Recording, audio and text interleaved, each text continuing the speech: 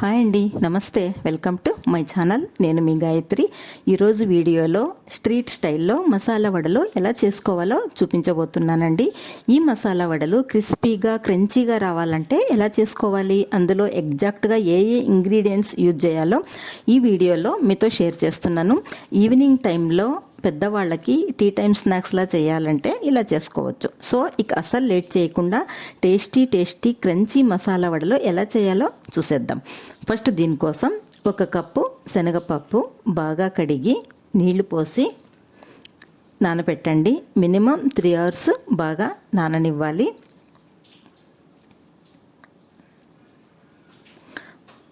పప్పు బాగా నానాక నీళ్లను స్ట్రైనర్తో వడగట్టుకోవాలి.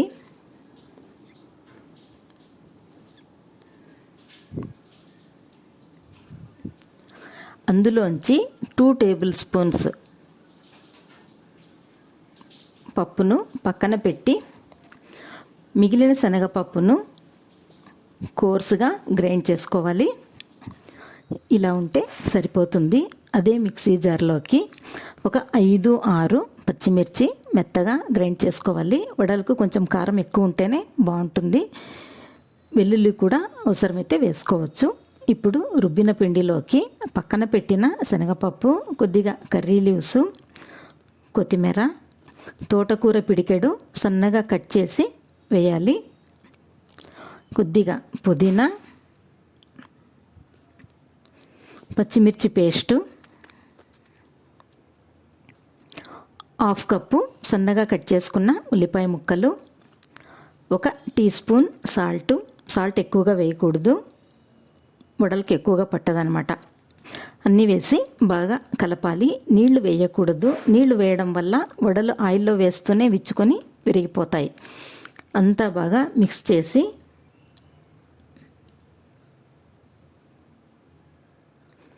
చిన్న చిన్న బాల్స్ లాగా చేసుకొని వీడియోలో చూపినట్లుగా చేతితో ప్రెస్ చేసుకోవాలి.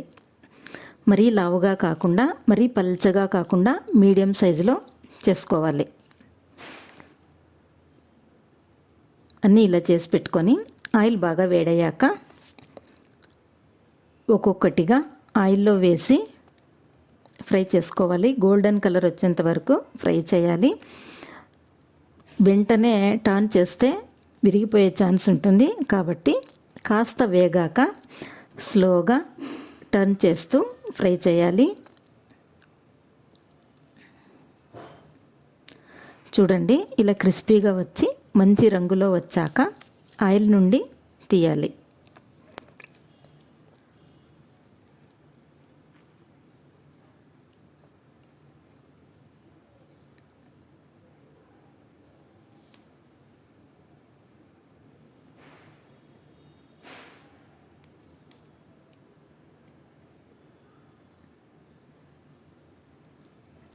మిగతా వడపిండిని కూడా వడల్లా చేస్తూ తీసుకొని ఫ్రై చేయాలి.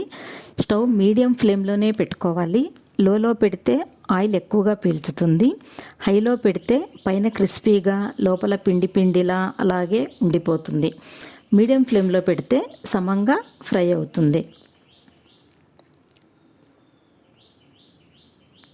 ఇవి కూడా గోల్డెన్ కలర్ వచ్చేంత వరకు వేయించుకొని తీసేయాలి.